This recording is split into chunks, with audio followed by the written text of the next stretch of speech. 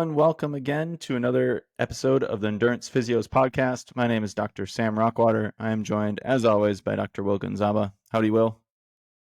What's going on, Sam?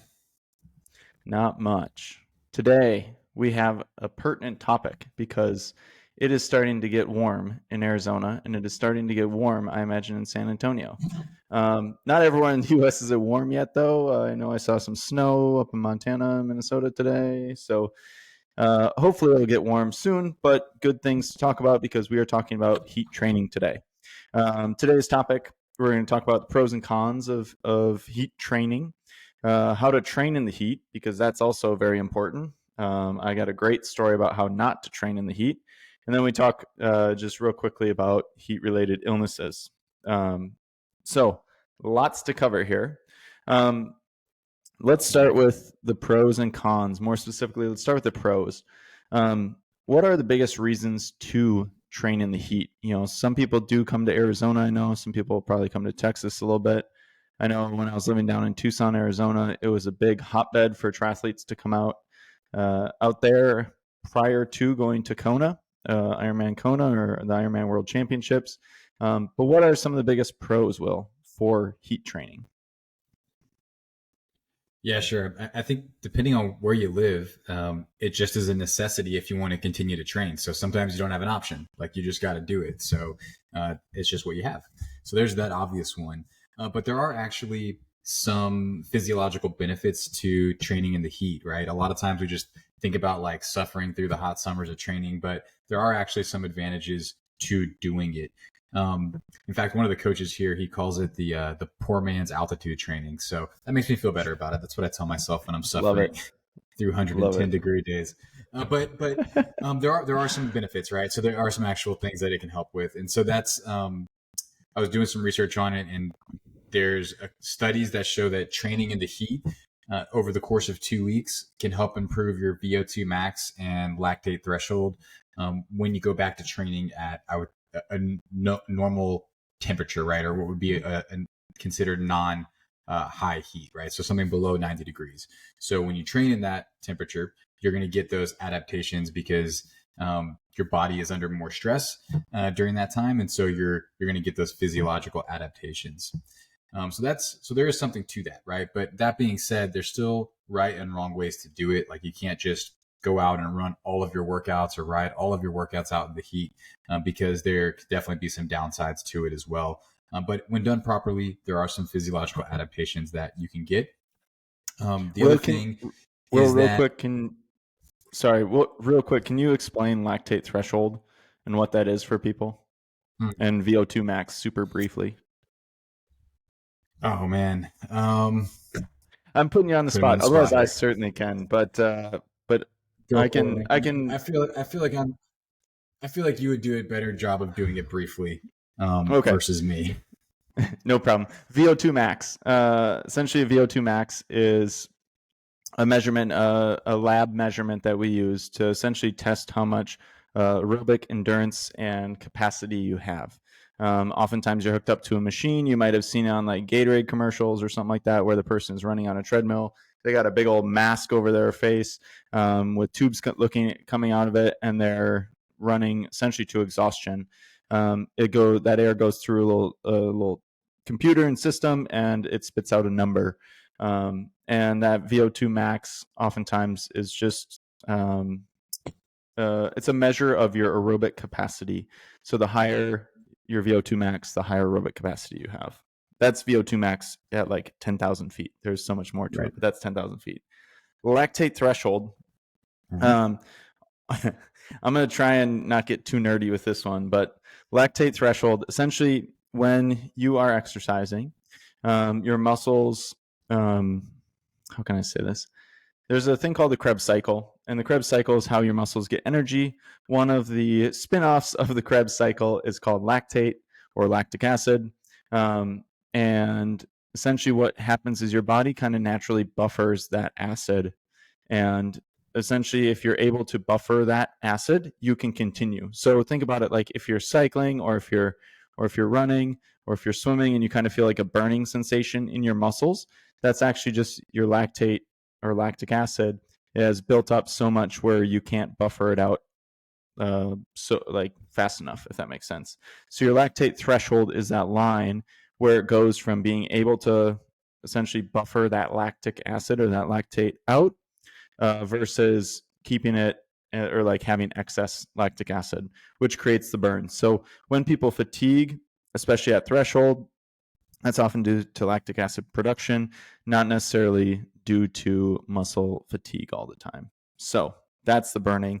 Hopefully that's a quick overview. Sorry to put you on the spot there, Will, but hopefully that makes some sense. Mm-hmm. I don't know if you wanted to add on anything on to that, but those are the two things. So coming back and circling back to it, heat training can help improve both that VO2 max, very, very minimally, by the way, very minimally, but it also too can improve that lactate threshold, which minimally to some may say significantly in the heat. And that's, I think, what most endurance athletes, when they go into heat training, are trying to shoot for is that increase in lactate thresholds so then they can essentially endure or suffer a little bit more.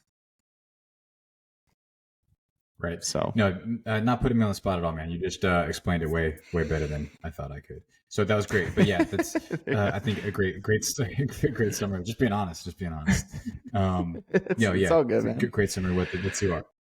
Yeah. So I think those are some of the pros I came across in the research. The other one is that sometimes you have to do it to replicate what your race environment is going to be like.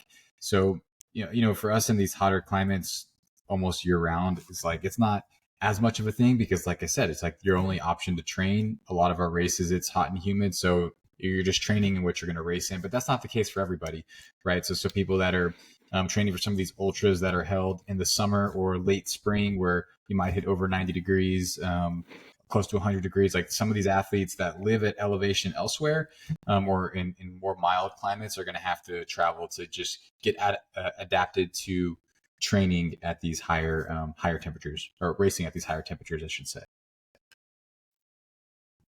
Yeah, absolutely. I mean, replicating race environments, that's exactly why all those triathletes would fly down to Tucson, would be to just get that heat and that dry heat, which was somewhat similar to Kona. Now, obviously, Kona is on the island of Hawaii, the big island of Hawaii, which also has the ocean right there. But in terms of heat, it felt somewhat similar, and it was much cheaper to fly to Tucson, Arizona and train in Tucson than it would be to fly for a month out to Hawaii and that kind of thing. But those are also the only pros that I really have as well. I mean, not saying that those aren't like good pros, but let's talk about the cons a little bit.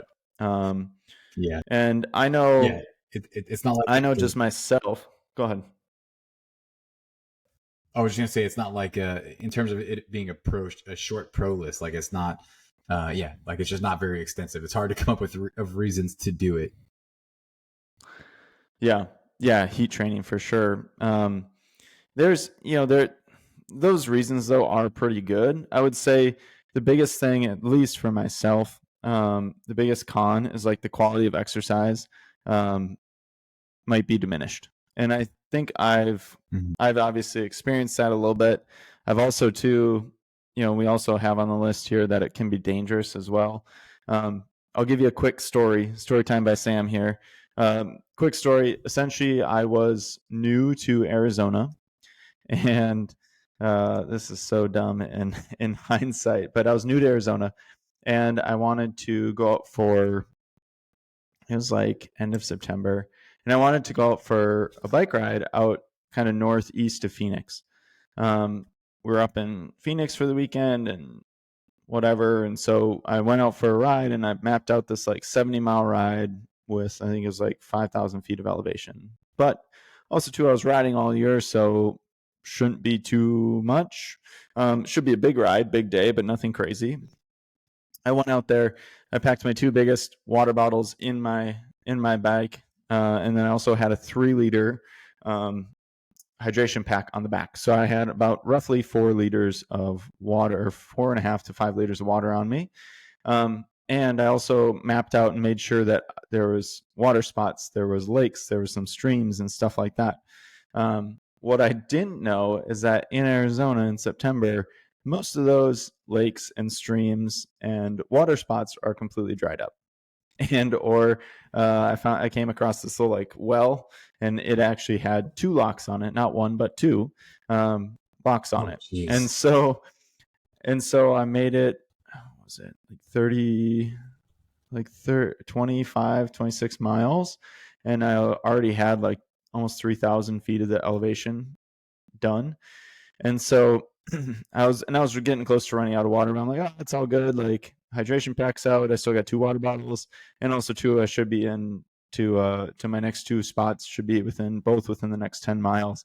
And it turns out neither one of them were in the next 2 miles. So I descended down this big mountain, down in to try and get these water spots, and didn't have them, and ended up just turning around because I'm like, this is one giant loop.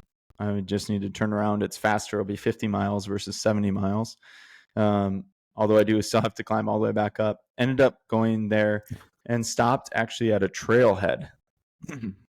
And thank goodness somebody randomly turned in, because I, at this point, saw one other car the entire ride. And now this one car comes into the trailhead and looks at me, and I'm like on like the concrete in some sort of like shade area. And they're like, hey, you're not looking so good. You need some water? I'm like, yes, please.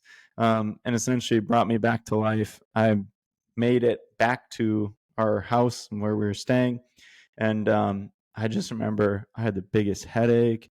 I didn't pee for like 6 hours, and I was just pumping fluids. I went and got Gatorade. I went and got food. I just felt awful.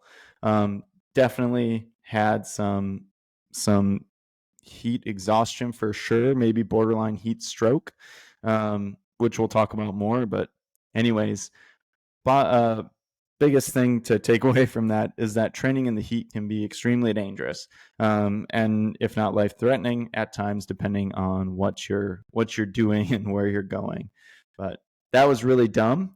I know now to not ever do that again, and to make sure that it's either winter or I have SAG or I have some other form of water on board. So anyways, long-winded story. Yeah, Sorry, Will. I think But no, no, man. I've got definitely my fair share of these heat scares for sure. And I think anyone who trains in these hotter environments, like sadly, like I think at some point you're probably going to have an episode where you're in heat exhaustion, and hopefully not much yeah, past that. But I think it just comes by nature of the beast. And I know for mine, like the time I had it worst, I was new to competitive cycling, and a friend asked me to go on. It was our Tuesday night, our Tuesday nighter, right? I had no idea what the Tuesday nighter ride was. I thought it was just like a 40-mile ride, but it's like it's like a hammer fest the entire time, yeah, and it's like 5:30 in slugfest. the afternoon, slugfest. It's on black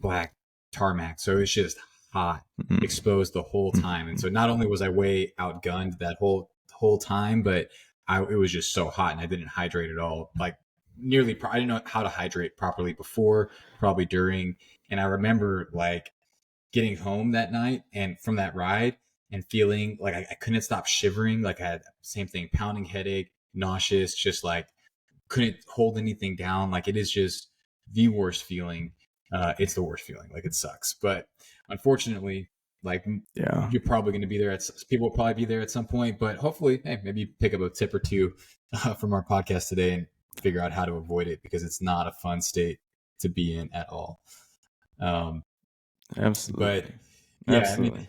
yeah, it can definitely be dangerous. And I think even like you think of people that are, I mean, these are sad stories, dude. Like people going out to the state parks and on hikes in the summer and not bringing water and like dying on the trail with their family. Like you had a story like that last year, somewhere out west. I forgot where that was, but it can certainly happen. So you just got to be aware of these things, right? And definitely plan ahead. I think that definitely like it being dangerous, it's a big con. Another thing on the quality of your exercise being diminished, kind of spinning off of that, is that for those of us who are doing structured training, the temperature outside and the humidity outside can make it very hard to train within specific zones. So, your aerobic run it's going to have your heart rate that's way higher. And so now if you're trying to do threshold work or whatever it might be, it's just going to be very, very hard to stay within your desired heart rate training zones. If that's how you're doing it. So thereby, like, the quality of your exercise is going to be diminished because it's going to be harder to hit the zones that you need. And also, if you just think of like a recovery standpoint, like trying to bring the heart rate back down and actually feel like your heart rate is returning to a manageable spot before you give another effort, like that time is going to be longer. It might not happen at all if it's hot enough. So all of those things can just really jeopardize the overall quality of the workout itself. Yeah, absolutely. I think, we also, I know that maintaining training zones, especially heart rate zones, in the heat is much, much harder to be able to do. And I think, I just, kind of laugh every time when I go out and, it's like 100 and whatever, 3 at 7 a.m. or whatever. And I try and get out for like an hour and, I'm just profusely sweating and my heart rate is like through the roof because it's just hot outside and I'm going, man, I'm pushing like 150 watts and my heart rate's like 160, like what is going on? But I think that can definitely happen. And I think, the last con that I know that we kind of pre-talked about was like the increased blood flow to thermoregulate your body temp, which essentially means that your body is shuttling more blood to your skin to attempt to try and cool it down, and it results in a decreased blood flow to like working for your muscles and other things because it's trying to shed heat, and that's a survival mechanism when we kind of break it down and look back at it. But that's also too, though, part of why we get that improved VO2 max and improved lactate threshold from there. But it's just something where you have to really watch because that thermoregulation is so important, and it's going to take up a lot of that blood flow to try and help circulate and try and cool you down as best as possible. But that's those, I would say, are like all the cons that, I mean, we can think of at least right off the bat here. Is there anything else that you think of like right off the bat here for cons? This is more of like a logistic thing that I thought about just now, is like, for us, like where it's kind of hot all day from the beginning to the end, like your workout window of where to fit your workout in during the day is really narrow because basically it has to be done first thing in the morning. And as it gets later, it just gets harder to get it done, or impossible if the temperature is over 115 or 110, whatever it might be. So your workout windows of which to be compliant with your exercise plan, if you're going to work out outside, are a lot smaller, as opposed to the winter where maybe you could ride in the afternoon, maybe in the evening, maybe in the morning. You can kind of make it work at any time. In the summer, you might not have that luxury. Sure. Yeah. 100%. I know in Phoenix in the summer, I'm working out at 4 a.m. From 4 to 6, maybe 4 to 7 if I need to get like a long 3-hour ride in. And at 7, I mean, the sun is up and it is pounding and it is like 105, 108 already. Even at that time at 4 a.m., I've had it read 103. And I'm like, this is ridiculous. What am I doing? Maybe I should sit on the trainer. And then I'm like, I can't do a 3-hour ride on the trainer I give. But let's because because I just don't like trainers all that much. Let's talk about how to train in the heat. How have you trained in the heat prior to, or like before? How is that kind of evolving for you? What are you doing? I used to be very finicky about it, and I would try to really, really avoid it. And now I'm trying to embrace it in smart ways because I'm not moving from Texas anytime soon, and the summer's not going to get any lighter. So you might as well just kind of get used to it in some ways. But there are definitely some things that I try to incorporate, and I think the big one, and I think this is a good one for most people to take, is to really focus on doing your aerobic workouts. So like your endurance ones, the longer, easier ones, and outside, right? So your longer rides, your longer runs, try to get them done early before it gets super hot. That's a basic thing, but you can still have a pretty good quality workout, even though your heart rate might be a little bit higher than what it would be in a cooler temperature. You're still going to get the nice physiological adaptations from performing the aerobic workout outside. Now, when it comes to doing things outside of that zone, so doing, any sort of threshold workout or VO2 max workout, personally, like I'm going to take that inside and I'm going to do it on the trainer. Or if I can't get it done first thing in the morning, right? So just really trying to focus on the easier intensity rides and runs to be done outside. That's a big one. What about you? How do you kind of get back into summer training? Yeah, I mean, I'll definitely try and get my aerobic rides outside. I actually do a lot of like Zwift races in the summer to try and get my intensity in. But again, though, I have like 5 fans on me and my AC is blasting at me. So um, I really try and get all my high intensity stuff done inside, and try and get my kind of lower intensity, longer distance rides done outside if I can, where I can tolerate that a little bit better. But also too, the other thing that I'll try and do and incorporate is, as the temperatures continue to increase and increase, I'll really try and slowly ramp up that exposure to that heat over the course of Mm-hmm. like 2 to 4 weeks. So I'm not going to go out in the middle of summer when I haven't done any training at all, or haven't done any training outside at all for a while, and just like go guns blazing. I'll try and get it in, before the sun comes up, when it's still, 95, 100 degrees in Phoenix, which sounds awful, but I'll try and get that in then, and then slowly push my workouts back and back, maybe to where I'm going from like 6 to 8 if I'm really trying to work on like that heat adaptation. I'm also too, though, making sure I choose places where I can also hydrate very, very, very frequently. And so I'll have like a 3 liter on my back. I'll have 2 water bottles in there. I'm so hyper paranoid now about hydration after that heat incident that I talked about. But that's kind of what I've been doing now, is I'm trying to hydrate as much as I can during the ride, and starting kind of slow and gradual and kind of working up from there. What about you when you first start into You, it? you know, yeah, I think that's a good point. I mean, I think we're lucky in some ways in that at least the past 2 years, I can think of our springs like gradually ramped up in temperature to the summer versus it being like hot and cold, hot and cold. So I think if you just Mm. continue to do the rides you were doing in the winter and the spring outside, you kind of just continue it through the weekends, and then eventually it just gets hotter, hotter, hotter as you go. And so it lends itself to a nice progression of exposure to the temperature. So I think that's an important thing, as you mentioned. But man, the hydration thing for sure. And I've actually gotten a lot more. I'm not super scientific about it, but definitely trying to dial that in a lot more because um, I've noticed it just making a huge difference. And so, like the like 2 years ago, one thing I started doing was the hydration vest during the longer rides, and even if it's just like a 3 hour ride, Mm. like I'm gonna go through 2 water bottles super quick. So the hydration pack, just having more fluids, that helped a ton.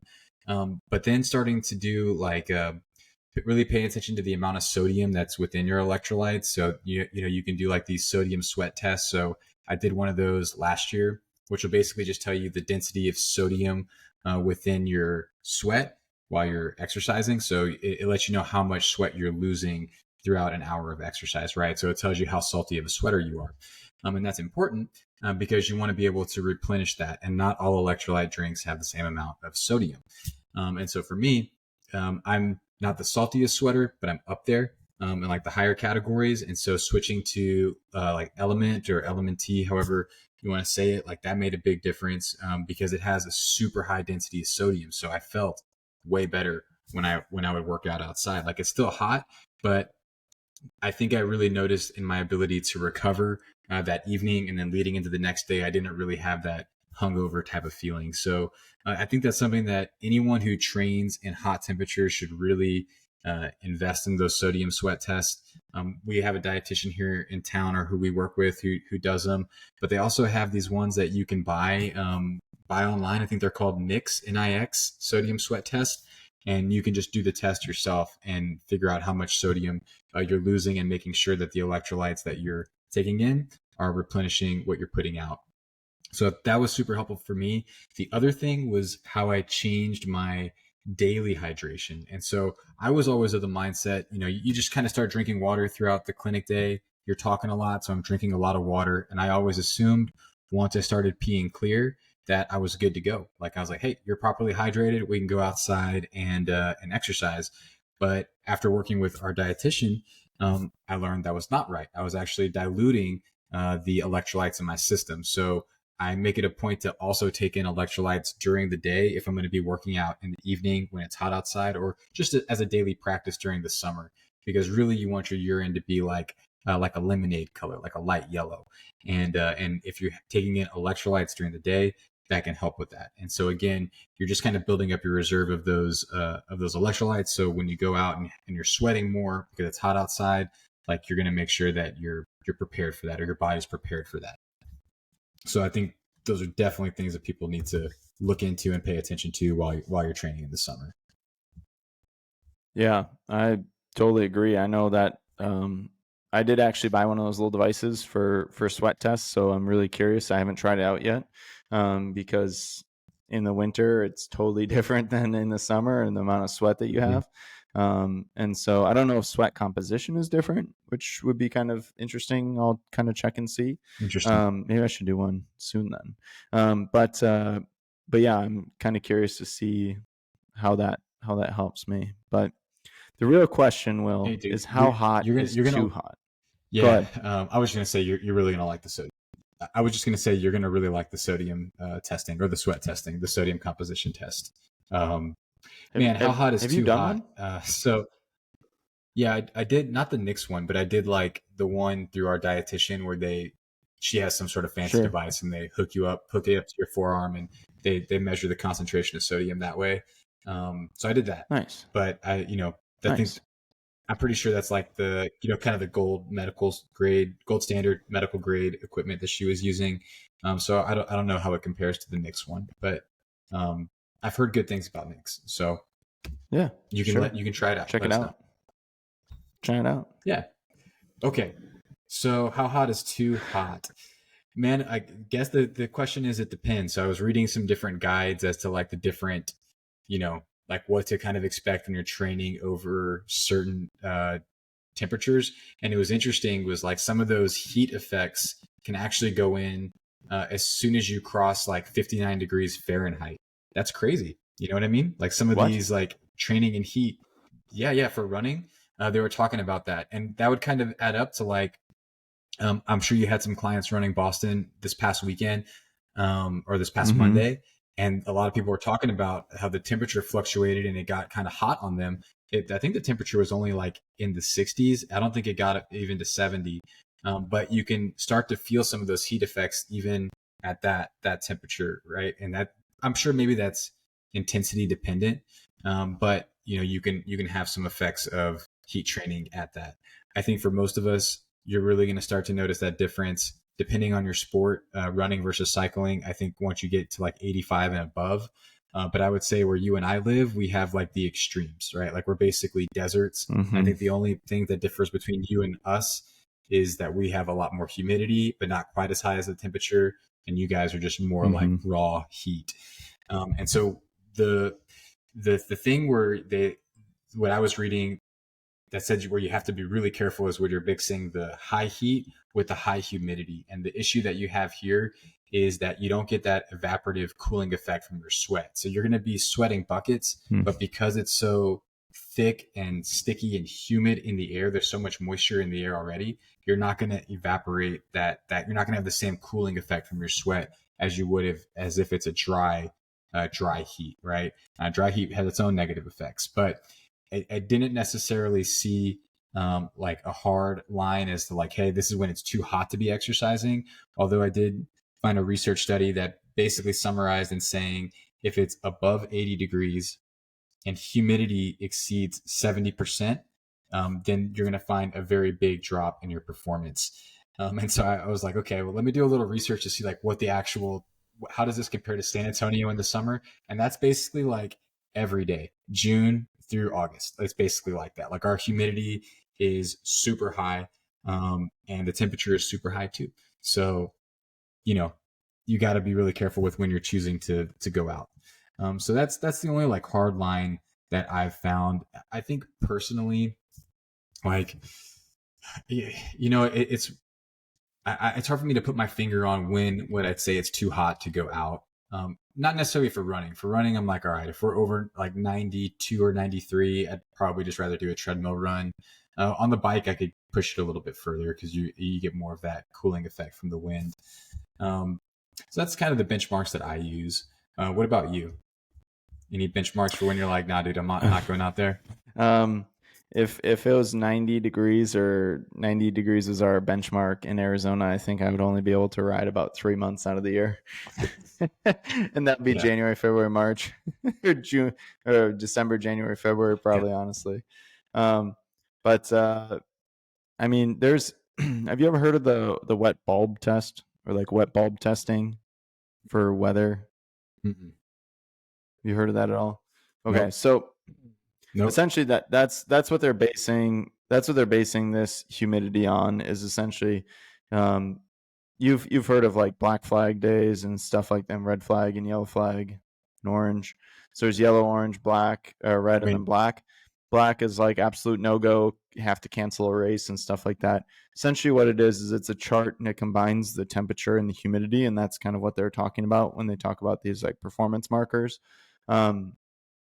Because the humidity is so low in Arizona, it has to be like 112, 110 plus in order for it to be any sort of like heat, like no-go time, which is kind of crazy to me. I don't tolerate heat very well, especially since that one incident of probably more than likely heat stroke. I just don't tolerate heat very well anymore.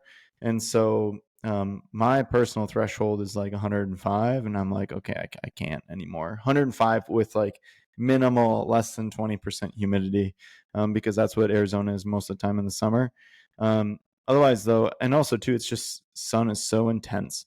That probably deters me more than the actual temperature, because I can go out and there are sometimes in the evenings it's still like 110 out at 8, 9 p.m. at night when the sun is down, and I can ride, and it's, don't get me wrong, I'm dripping in sweat, but it's much more tolerable in the evening and nighttime than it is per se like during the middle of the day when that sun is beating on you. But I don't know. I mean, if I can get up and get my butt out of bed, I'll try by all means to try and get out of there. But I think the biggest thing is not necessarily a certain temperature or a certain humidity marker, but I think also too it's the slow process of getting used to that heat acclimation, and then also to understanding the warning signs of heat exhaustion and heat stroke.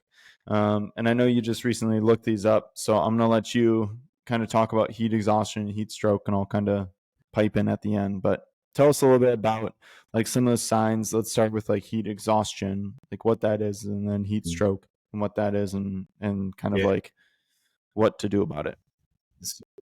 Yeah, so heat exhaustion is definitely more common, right? So if we're comparing heat exhaustion to heat stroke, you would have heat exhaustion first leading into a heat stroke, right? So heat exhaustion is probably some symptoms that a lot of us can resonate with, but going down the list here, kind of from going down the list here, it might start with feeling kind of faint or dizzy. You're still going to have excessive sweating, so it'd be very sweaty. Your skin color might get kind of pale and kind of clammy skin. You might have nausea or vomiting, which you could also have with heat stroke. In terms of your heart rate, you're still going to have a high heart rate, but the pulse is going to be a little bit weaker. So it's not going to feel as throbbing, but it is going to still be beating quick, if that makes sense. A lot of times it's going to be associated with muscle cramps as well. So again, something that some of us can resonate with if you've ever been training in high temperatures or in high heat. Okay, so these are the signs of heat exhaustion, right? So I think the big things to remember, feeling faint and dizzy, you're still going to be sweaty, maybe some nausea or vomiting, some muscle cramps. Like that should be your warning sign. Like, hey, we're testing the limits here. So if you have these, the way that you would address it is just by getting into a cooler environment. So going inside, calling a car if you need to come pick you up, but get in the cooler temperature. Basically, just start with fluid consumption, and then take a cool shower when that's available, or get a wet towel, put that on your neck, or something like that. Right, start the cooling process, and you want to start that once you start feeling those symptoms. Um, Okay. Now, this can progress from heat exhaustion to heat stroke, right? So, heat stroke is a medical emergency. So, this is something that hopefully none of us, this doesn't happen to any of us, but it's good to be aware of these signs because, it might not be you, it might be a training partner, it might be a friend or somebody random on the trail, but this is what you want to be aware of. So, with a heat stroke, the person might be confused. So, like an altered consciousness. They might have a throbbing headache. So, a lot more neurological symptoms there. They're not going to have sweating, so that's a big difference between exhaustion and heat stroke. So their body's going to be kind of dry, their skin's going to be dry. They're going to have a body temperature over 103 degrees, and the skin's going to be red and hot and dry. Okay, so that's another big difference. The other thing is, they could still have nausea or vomiting just with heat stroke. When it comes to their pulse, they're going to have a rapid and strong pulse, so a slight difference from heat exhaustion. And this person might actually lose consciousness if they're going through this. So again, if they're having these symptoms, like the big ones to look out for: throbbing headache, confusion, no sweat, hot, dry skin, nausea, like this is a medical emergency. So this is someone that you want to call EMS for, get the person into a colder place, start cooling them off. And the guide that I was reading said not to give them anything to drink at that time. I guess that probably depends on what stage you're at within this Do you know scale, right? why? Because you're not going to suddenly hit all of this. I actually don't. I was going to ask you why you want to do that. Yeah, so don't give them anything to drink. And the main reason being is because if they go unconscious, they might actually vomit and then choke on their vomit, which sounds really gross, but that's Okay. essentially what happens. So if you get something too cold, it can cause a reaction. They can essentially try and vomit, and then if Mm. they become unconscious and vomit when they're unconscious, then they choke to death. And so that is the Mm. reason why you don't want to give them anything to drink Okay, good to for know. that Good to heat know. I was stroke. reading that and I was like, yeah. Yeah. Okay, good to know. So those are the big signs of it. I know that you've done some stuff with your SCS, right? Do you guys cover some of this treating heat exhaustion and heat stroke Yes. in the field? Yeah, yeah, absolutely. I've done so much training on this stuff because it does happen. And when I was in my residency, I worked at a local high school down in Tucson, and they obviously have football practice in August, and just like everyone else. And in August in Tucson, it is 105 to 110, and I mean, there's mandatory. They have mandatory breaks. We have ice bath there in case somebody does go down and stuff like that. And so there is a ton of this training. The important thing with heat stroke too is that you must cool them down ASAP. It is better to you want to call 911, but you also want to cool them down before you transport them. So their temperature must be below 103 before you transport them, because more than likely you're going to have better ability to cool um, than the ER will. And so anyways, you're going to have ice, you're going to have water buckets, you're going to have other things like that at your disposal versus sometimes in the ER, obviously they don't have that. And so that is one really important thing, is that if you do have somebody who has heat stroke, and again, the biggest things for heat stroke is that they're not sweating anymore. They're starting to get confusion. They might be going in and out of consciousness, and then that rapid, strong pulse. Those are all big things to really watch for heat stroke, and you need to call 911 right away, and you need to cool them down ASAP. Um, so those are really important things. Every year, people die in marathons because of heat stroke. They die in bike races because of heat stroke. Swimming, it doesn't happen as much because you're in the water, and that has the cooling effects of the water and being totally submerged in water, but it still can happen. So these are all really important things to know. And it's not necessarily to deter people from training in the heat, but it's just something that, like, these are really important warning signs to see. If you are sweating a ton and then all of a sudden stop sweating, you're in a bad place and you need to stop. You need to seek air conditioning and medical help right away, because that does happen, unfortunately. But yeah. No, I think that's a good summary. And like you said, it's not to deter people, but it happens quick. So going from one being okay to not being okay can happen quickly. And just having, like what you said, I think was a good way to drive home the importance of needing to cool people down prior to transport. Like that's great. Like I didn't know that.